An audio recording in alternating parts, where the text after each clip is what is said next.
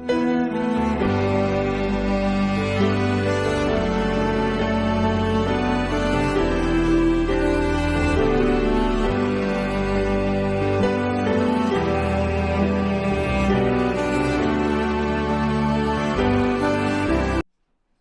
సువార్త 14వ అధ్యాయము 25 నుంచి 35 వచనాల వరకు ఈరోజు ధ్యానం చేద్దాం.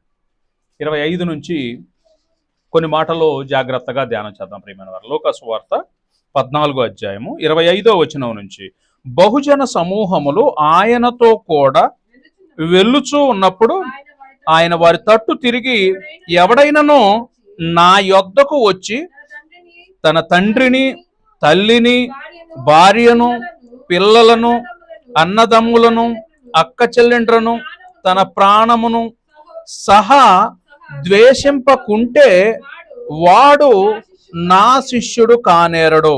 మరియు ఎవడైనను తన సిలువను మోసుకొని తన్ను వెంబడింపని ఎడల వాడు నా శిష్యుడు కానేరడు.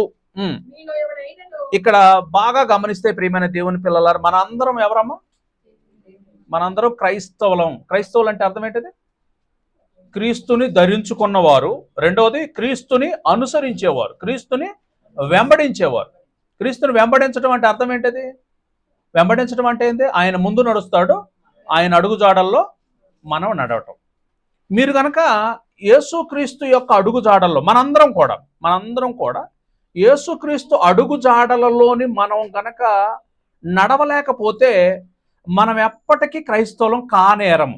సంఘంలో కూర్చుంటాం, లోకానుసారంగా క్రైస్తవులం ఏమో కానివ్వండి, దేవుని దృష్టికి ఎప్పుడూ కూడా క్రైస్తవులం కానేరము. క్రైస్తవులు కావాలి అని అంటే ఓకేనా, you must sacrifice few things. మీరు ఖచ్చితంగా కూడా కొన్నింటిని త్యజించాలి, కొన్నింటిని త్యాగం చేయాలి. ఇక్కడ 27వ వచనంలోని ఒక షాకింగ్ స్టేట్మెంట్, యేసు ప్రభుల వారు వాడినటువంటి ప్రతి పదం కూడా సెన్సేషనల్ స్టేట్మెంట్స్ ఆయన వాడారు అని అంటే ఆ పదం వెనక చాలా అర్థం ఉంటుంది. అమ్మా, యేసు ప్రభుల వారు అంటున్నారు 27, ఎవడైనను తన సిలువను మోసుకొని నన్ను వెంబడింపని ఎడల వాడు నా శిష్యుడు. ఈ మాట మొదటి శతాబ్దంలోని తన్ను వెంబడిస్తున్నటువంటి ఆనాటి ప్రజలకు చెబుతున్నటువంటి మాట. ఆనాటి నుంచి ఈనాటి వరకు కూడా ఈ మాట సజీవంగా అలానే ఉంది. అమ్మా, ఆ మాట జాగ్రత్తగా గమనిస్తే అది రోమియులు పరిపాలిస్తున్నటువంటి కాలం. అది యూదులను ఎవరు పరిపాలిస్తున్నారు? ప్రపంచం మొత్తం కూడా ఎవరి గుప్పెట్లో ఉందంటే రోమియుల కాలంలో ఉంది. రోమియుల కాలంలోని సిలువ అనేది కామన్. సిలువ శిక్ష అనేది రోమియులు గనక సిలువ శిక్ష విధించారు అని అంటే అది చాలా భయంకరమైనది, అది మనుషుల్ని చాలా భీతి గొలిపేటటువంటిది. అమ్మా, ఒక వ్యక్తిని సిలువ శిక్షకు గనక రోమన్ సామ్రాజ్యం నిర్ణయించింది అని అంటే అది చాలా దారుణమైనటువంటి పరిస్థితి, అది చాలా భయంకరమైనటువంటి పరిస్థితి. ఎలాగో ఆలోచిద్దాం. ఇక్కడ యేసు ప్రభుల వారిని వెంబడిస్తున్నటువంటి జనం యేసు ప్రభుల వారి మాటలు చాలా చక్కగా ఉన్నాయి, చాలా అద్భుతంగా ఉన్నాయి, మనకి కూడా చాలా గొప్పగా ఏమంటే ఆదరిస్తాయి. Very good. యేసు ప్రభుల వారు నిత్య జీవం ఇస్తారు అని అంటే ఎవరైనా వెంబడిస్తారు. యేసు ప్రభుల వారు పాప క్షమాపణ చేస్తారు అని అంటే ఖచ్చితంగా పాప క్షమాపణ చేస్తారు. పాప క్షమాపణ కోసం ఆయన దగ్గరికే మనం వెళ్ళాలి. నిత్య జీవం కోసం ఎవరి దగ్గరికి వెళ్ళాలి?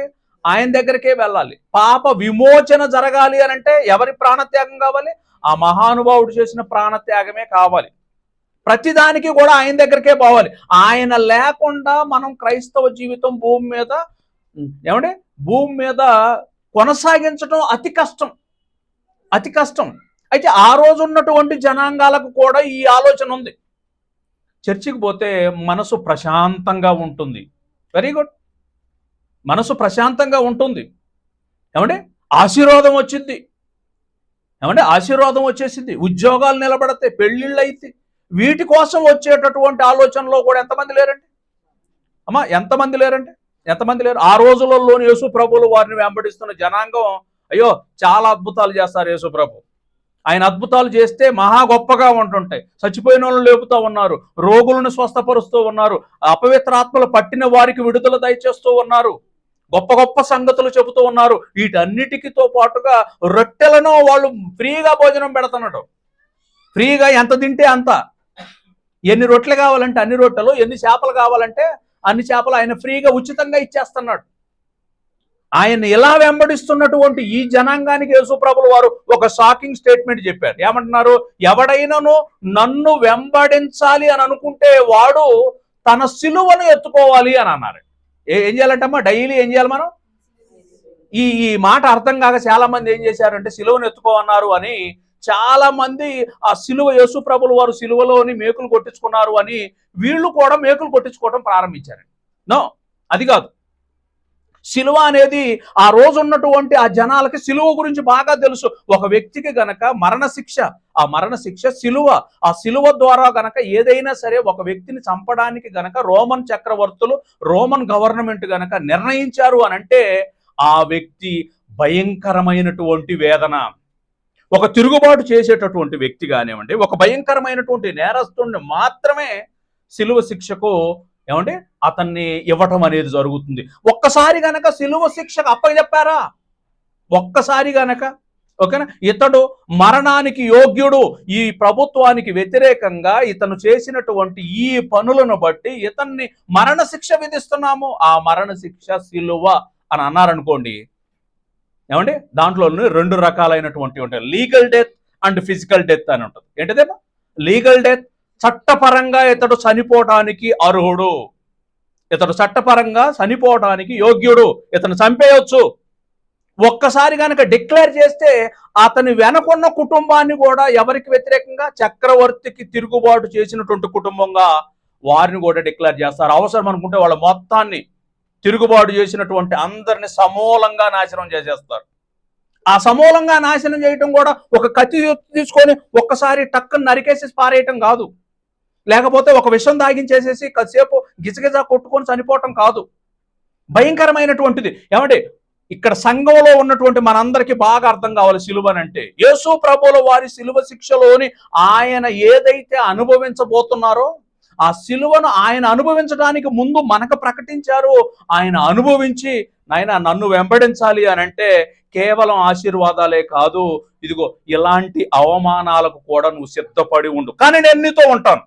ఇది నేను ఏమంటే నేను అనుభవించకుండా నేను నీకు చెప్పటం లేదు, నేను అనుభవించిన తర్వాత మీకు కూడా మీరు నన్ను వెంబడించండి అని అంటున్నారు. నేను మిమ్మల్ని ఒంటరిగా వదలను, నేను మిమ్మల్ని అనాథలుగా వదలను, నేను మీకు తోడుగా ఉంటాను, మీకు తోడుగా ఉంటాను, మీరు ఎలా తట్టుకోవాలో కూడా చేస్తాను, అన్ని రకాలుగా కూడా. యేసు ప్రభువుల వారు ఈ మాట చెప్పేటప్పటికీ వాళ్ళ గుండెలన్నీ కూడా ఒక్కసారి ఏమైపోయినాయి, అదేంది ఈయన వెంబడిస్తే చాలా ప్రశాంతత వచ్చింది అని అనుకుంటే ఏనేంది ఇలాగా అన్నటువంటి షాకింగ్ అండి.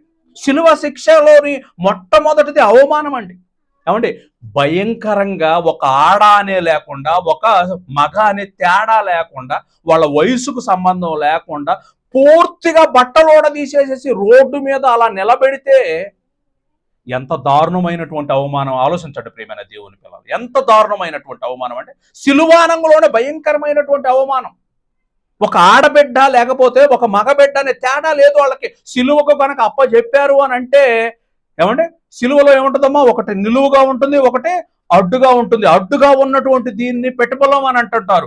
ఆ అడ్డుగా ఉన్నటువంటి ఆ బరువైనటువంటి మ్రాన్ను భుజం మీద వేస్తారు. భుజం మీద వేసిన తర్వాత జనం మధ్యలోని వీధులలోనికి తీసుకొని పోతూ ఉంటే అక్కడ ఎవరికి జాలి అనేది ఉండదు.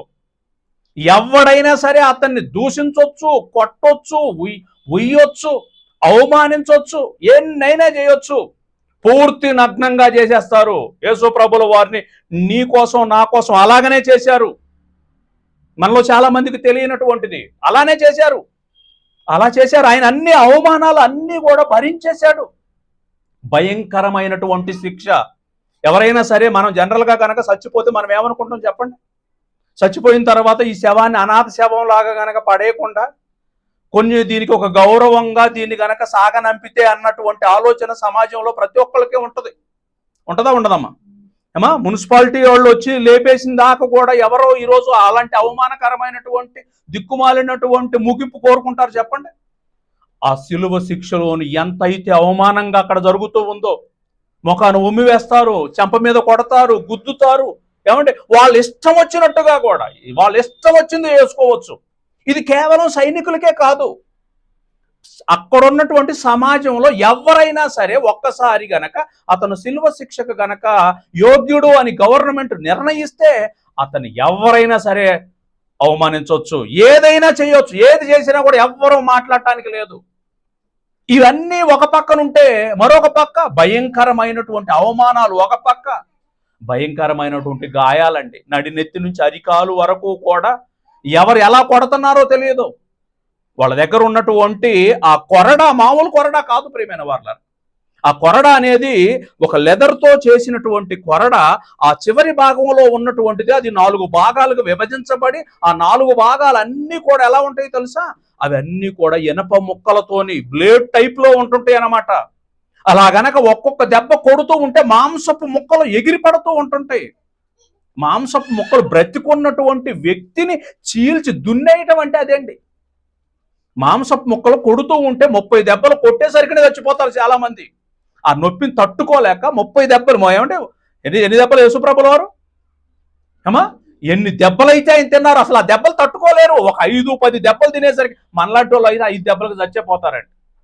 ఆ బరువైనటువంటిది అది మోసుకొని పోవాలి. రక్తం అంతా కూడా ఆ నేల మీద కారుతూ ఉండాలి. ఆ సిలువలోని అరిచేతుల్లో శిలలో, అరికాళ్లలో శిలలో, ఏమంటే ఇష్టం వచ్చినట్టుగా పొడవటం, నెత్తి మీద కిరీటం. ఏంటండి ఈ అవమానాలు? ఇవన్నీ ఒక పక్క ఉంటే అలా చచ్చిపోతాడా మరి? అలా అని చచ్చిపోతాడా? వెంటనే చచ్చిపోడు.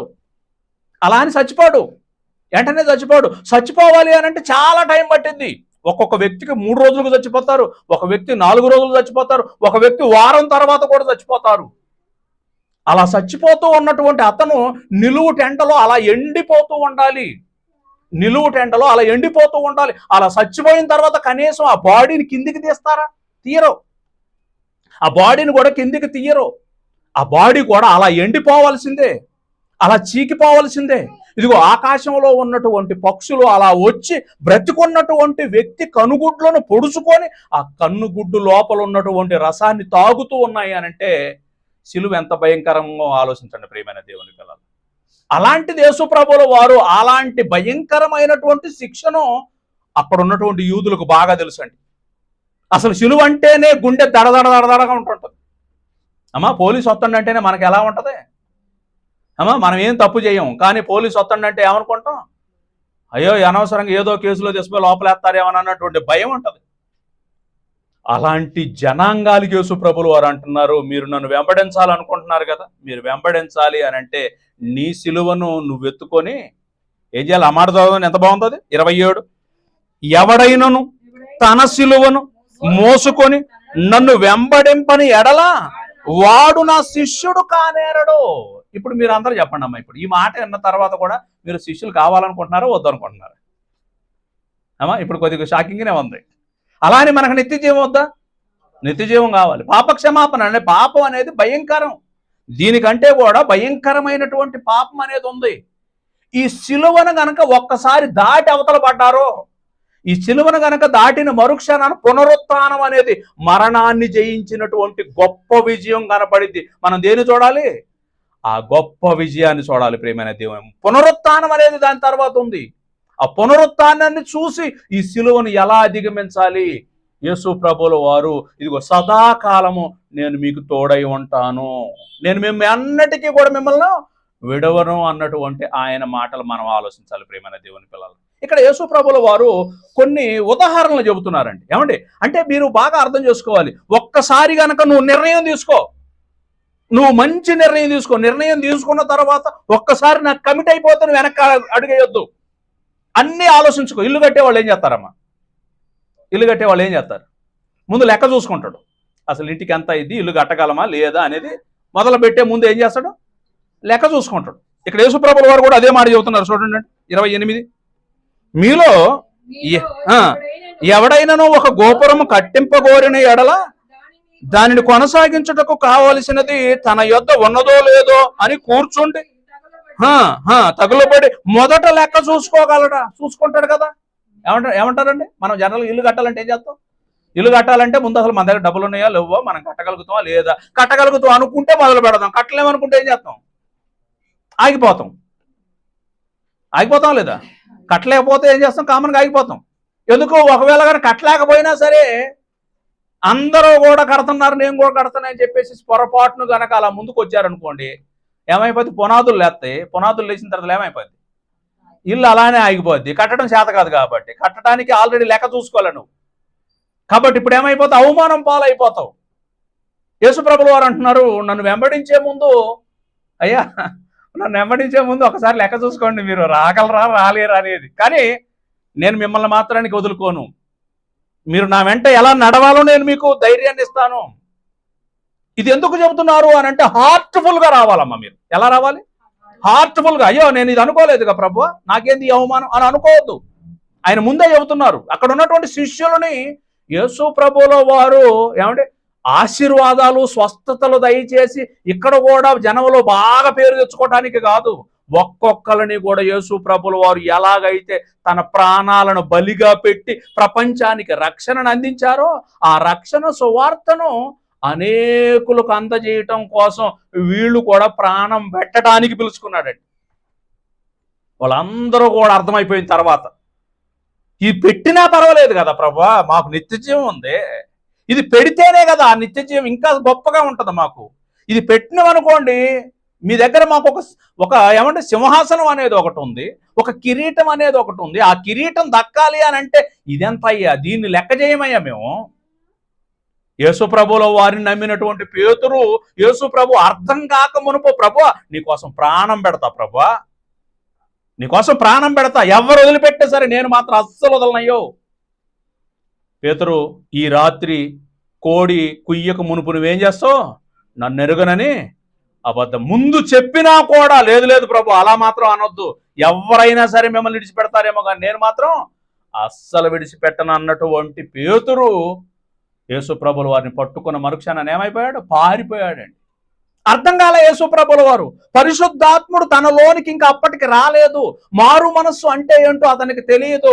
ఇవన్నీ లేనప్పుడు యేసుప్రభుని విడిచిపెట్టాడు. ఏ క్షణానైతే మారు మనసు పొందాడో, పరిశుద్ధాత్మను పొందుకున్నాడో, ఒక గట్టి తీర్మానం తీసుకున్నాడు, నా బ్రతుకైనా నా చావైనా ఎవరి కోసం, యేసుప్రభుల కోసమే.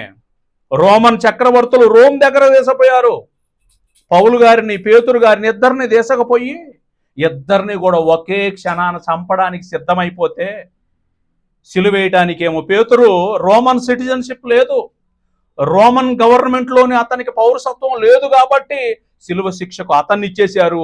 రోమియుడు కాబట్టి, పౌలు గారు రోమియుడు కాబట్టి ఇతనికి ఏ శిక్ష అయినా సరే తను కోరుకున్న విధంగా ఇస్తారు, నా తల నరికేసేయండి అనేమో ఆయన చెప్పాడు. ఒకే రోజున చచ్చిపోయారు ఇద్దరు, ఒకే రోజున చచ్చిపోయారు ఇద్దరు కూడా.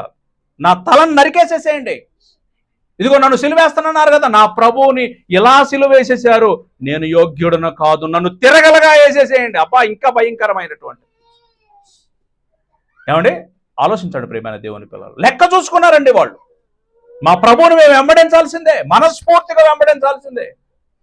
ఇక్కడ కష్టాలు రావచ్చు, నష్టాలు రావచ్చు, ఇబ్బందులు రావచ్చు, ఇరుకులు రావచ్చు, అనారోగ్యం రావచ్చు, ఉద్యోగం ఉండొచ్చు పోవచ్చు, ఏది ఉన్నా ఏది లేకపోయినా సరే నాకు మాత్రం ఆయనే పాప క్షమాపణ ఇచ్చేటటువంటి ఒకే ఒక్క నాథుడు ఆయనే. నాకు పాప విమోచన ఆయనలోనే, నాకు దేవునితో సమాధానం ఆయనతోనే, నాకు నిత్య జీవం ఆయనతోనే. ఇన్నున్న తర్వాత నేను ఆయన్ని వెంబడించకపోవటం ఏంటి? వెంబడించాలా లేదనేది నువ్వు నిర్ణయించుకో. ఒక్కసారి వెంబడించటం ప్రారంభిస్తే ఇంకెప్పుడు వెనకడుగు వేయొద్దాం, ఎప్పుడు వెనకడుగు వేయొద్దు. అందుకోసం యేసు ప్రభుల వారు ఇంత ఏమంటే నిజమైనటువంటి మాటలు చెబుతున్నారండి. హార్ట్ఫుల్గా వచ్చేవాళ్ళు వస్తారు, వెనకడుగు వేసేవాళ్ళు వేస్తామన్నట్టుంటారు. నీకు నిత్య జీవం కావాలా? నీకు పరలోకంలో దేవుని సన్నిధిలో నువ్వు బ్రతకాలనుకుంటున్నావా? ఈ భూమి మీద ప్రాణాన్ని నువ్వు దాని గురించి నువ్వు గనక భయపడితే యేసు ప్రభువును నువ్వు వెంబడించలేవండి. అలా అని నిన్ను అందరూ చంపేస్తారు, అవమాన పాలు చేస్తారు, మొఖాన్ని ఉమ్మేస్తారు, ఇదిగో వాళ్ళని కాల్ చేశారు కాబట్టి మమ్మల్ని కూడా కాల్ చేస్తారు, ఇతను నరికారు కాబట్టి, అలా ఏమీ లేదు. కానీ నీ జీవితంలో మాత్రానికి ఒక మంచి నిర్ణయాన్ని తీసుకోవాలి. నీ సిలువను నువ్వు ఎత్తుకొని బయలుదేరాలి. ఆ సిలువేదో ఈరోజు మనం ఇంకా లోతుగా జాగ్రత్తగా గమనిద్దండి. ఒక గోపురం కట్టేవాడు లెక్క చూసుకుంటాడు, కట్టగలనా లేదా అనేది. ప్రభువుని వెంబడించాలి అని అనుకుంటామా, అన్నీ ఆలోచించుకొని ఒక గట్టి తీర్మానం తీసుకొని ప్రభువా ఇదిగయ్యా నా సమ్మతి నేను తెలియజేస్తున్నాను, 100% నేను నిన్ను వెంబడించాలని అనుకుంటున్నాను. ఒకసారి కనుక వెంబడిస్తే ఆయన నిన్ను ఒంటరిగా వదిలిపెట్టడండి. ఏ అవమానంలోనైనా సరే నీతో పాటు ఎవరుంటారో తెలుసా? యేసు ప్రభువుల వారు అక్కడే ఉంటారు. ప్రియమైన దేవుని పిల్లలు, ఇంకొక మాట ఏమంటున్నారు చూడండి, ఇంకొక మాట ఏమంటున్నారు? 31వ వచనం.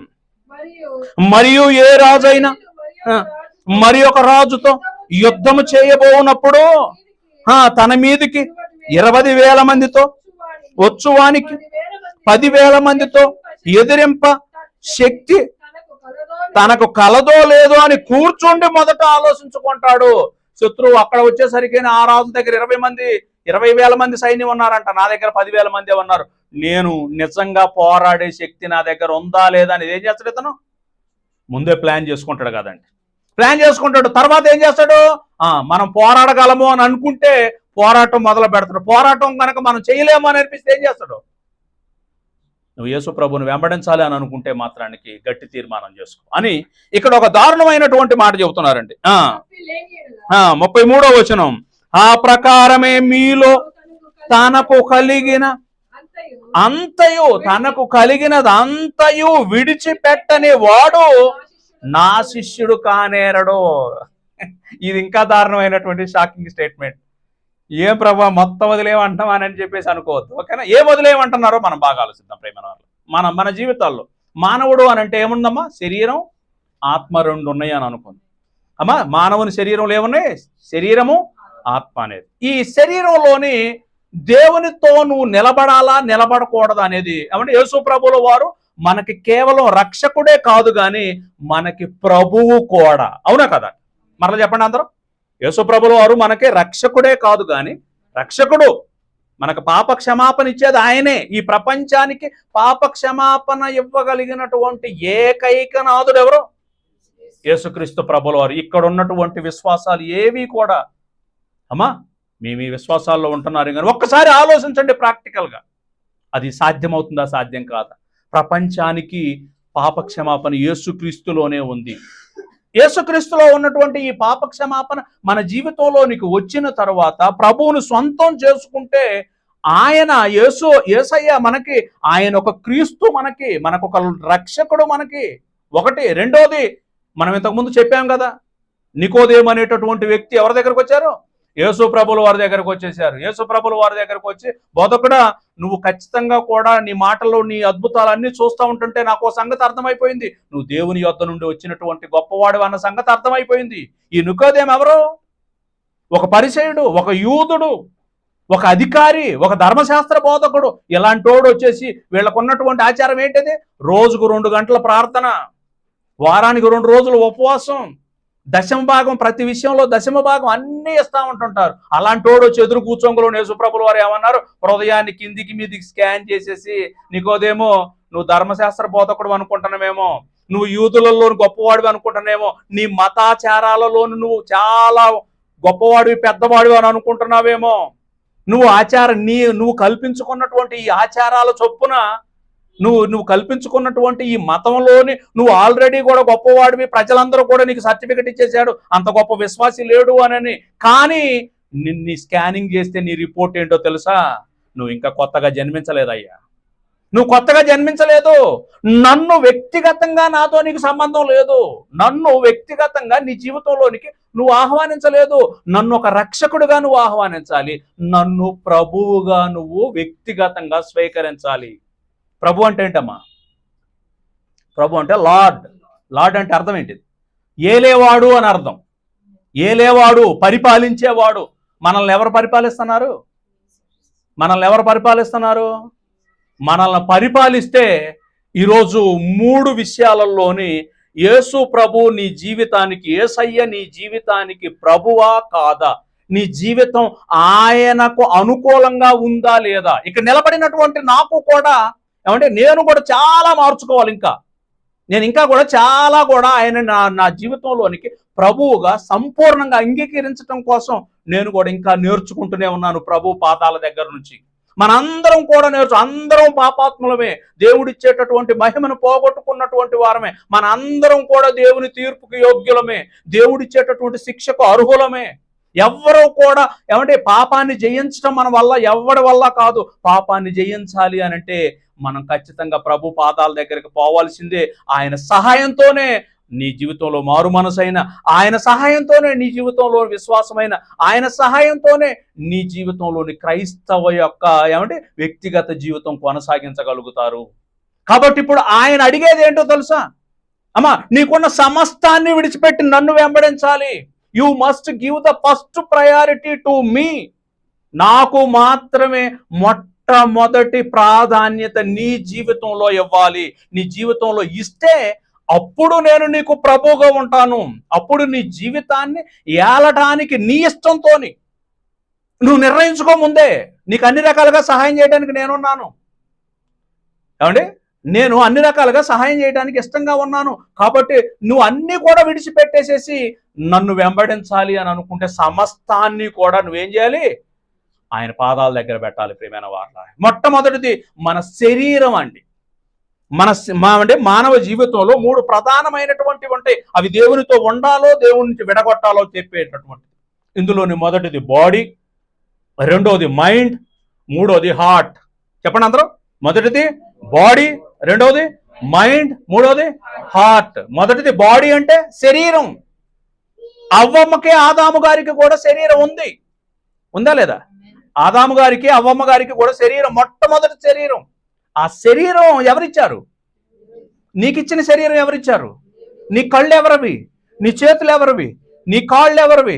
నీ శరీరంలో ఉన్న సమస్తము, ప్రతి అవయవము ఆయన ఇచ్చింది. ఇది మర్చిపోవద్దు, ఆయన ఇచ్చింది. కాబట్టి నీ శరీరాన్ని దేవునికి ఇవ్వాలి. మొదటిది ఎలా ఇవ్వాలి? ఆదాము అవ్వలకు శరీరాన్ని ఇస్తే అవ్వమ్మ గారికి ఏమనిపించిందో తెలుసా? అమ్మా, ఈ పండు తిను దినమను నువ్వు నిశ్చయముగా సత్యదవో, దీని జోలికి పోవద్దు అని అంటే ఆమెకేమనిపించింది? ఆ పండును చూసిన మరుక్షణం ఆదికాండము 3వ అధ్యాయం,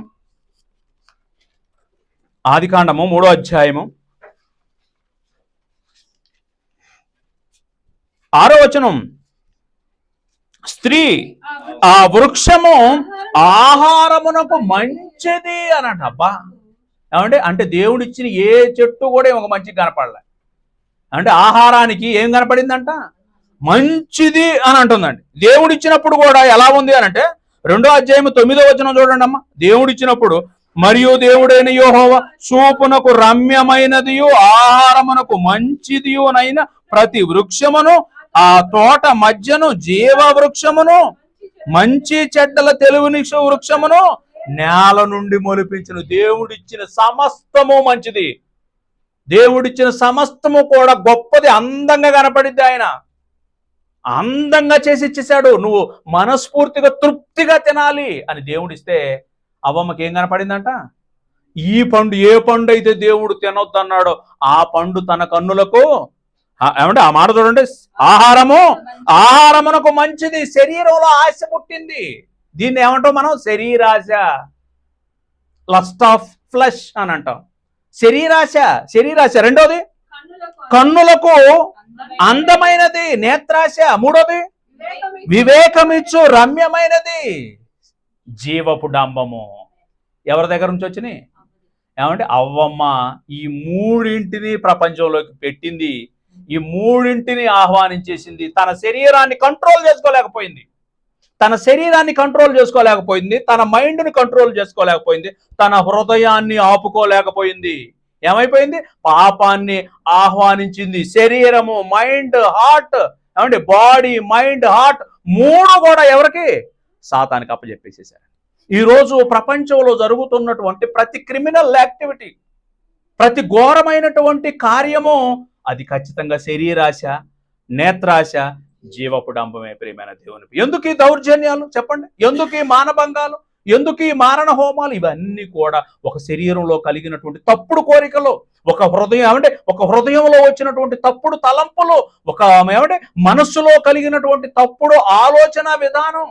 ఇవన్నీ కూడా దేవునికి విరుద్ధంగా చేస్తూ ఉన్నాయి. ఆదాము అవ్వలు శరీరాశ, నేత్రాశ, జీవపు డంబము అనే వాటిని ఏమంటే తమ జీవితాల్లోనికి ఆహ్వానించేశారు. అది హృదయంలోని ఒక రోగంగా మారింది. ఆ రోగంగా మారినటువంటి ఆ దానిని తరం వెంబడి తరం, తరం వెంబడి తరం దాన్ని అలా బైపాస్ చేసుకుంటూ వస్తూనే ఉన్నారు. ఈరోజు మన తరంలోని మనం కూడా వాటికి ఖచ్చితంగా లొంగే పరిస్థితి అనేది వచ్చేసింది. మన జీవితంలో ఎన్నిసార్లు ఈ శరీరంతో కాంప్రమైజ్ అయిపోయామో, మనం ఎన్నిసార్లు మన మైండ్లో ఆలోచన విధానం దేవునికి విరుద్ధంగా ఉందో, ఎన్నిసార్లు హృదయంలోని బ్రతికేటటువంటి ఏమంటే లోపల ఉన్నటువంటి తలంపులు, ఊహలు అన్ని దేవునికి విరుద్ధంగా ఉన్నాయో. భయంకరమైనటువంటిది. ఈరోజు మరణం అనేది ఇప్పటికీ ప్రపంచాన్ని ఏళ్తుంది అని అంటే వాళ్ళు తీసుకున్నటువంటి తప్పుడు నిర్ణయం. దేవునికి సమస్తాన్ని సమర్పించలేకపోయారు. ప్రియమైన దేవుని పిల్లలు, మనం కూడా సమర్పించలేము. ఆయన సహాయం లేకుండా సమర్పించలేము. ఆయన సహాయం లేకుండా సమర్పించలేము. ఆయన దగ్గరికి, పాదాల దగ్గరికి వెళ్ళి, అయ్యా నువ్వు గనక సహాయం చేయకపోతే నా జీవితాన్ని నేను కొనసాగించలేను. భూమి మీద ఏ క్రైస్తవుడు కూడా, ఏ క్రైస్తవుడు తనంతట తానుగా క్రైస్తవ జీవితాన్ని ముందుకు తీసుకుపోలేడు. జీవితంలో ఒక్కసారి ఆలోచించండి, మన జీవితాలు చాలా ప్రమాదకరంలో ఉన్నాయండి. గర్జించు సింహం వలె వాడు ఎవరిని మృంగుతున్నా అని వెదుకుచూ తిరుగుచున్నాడంట. He's hunting. నీకున్నటువంటి ఏకైక దుర్గం యేసుక్రీస్తు పాదం. యేసుక్రీస్తు పాదాల దగ్గరికి వచ్చి మనల్ని మనం సంపూర్తిగా ఆయనకి సమర్పిస్తే తప్ప మన శరీరమైన, మన మనసైన, మన హృదయమైన దేవునికి లోబడదు. ప్రియమైన దేవుని పిల్లలను కనుక దేవునికి నిన్ను నువ్వు సమర్పించుకోవాలనుకుంటే ఒక గట్టి తీర్మానాన్ని తీసుకోండి. అమ్మా, ఈ రెండు వైపులా ద్విమనస్కుల ఆలోచన వద్దు. కొద్దిసేపు దేవుడు, కొద్దిసేపు లోకము అనేటటువంటి స్థితిలోకి వద్దు. మంచి నిర్ణయం తీసుకుందండి. దేవునికి మన జీవితాలను సమర్పిద్దండి. దేవుడిచ్చే మహాలోకాన్ని సంపాదించుకోండి. కళ్ళు మూసుకోండి, ప్రార్థన చేసుకోండి.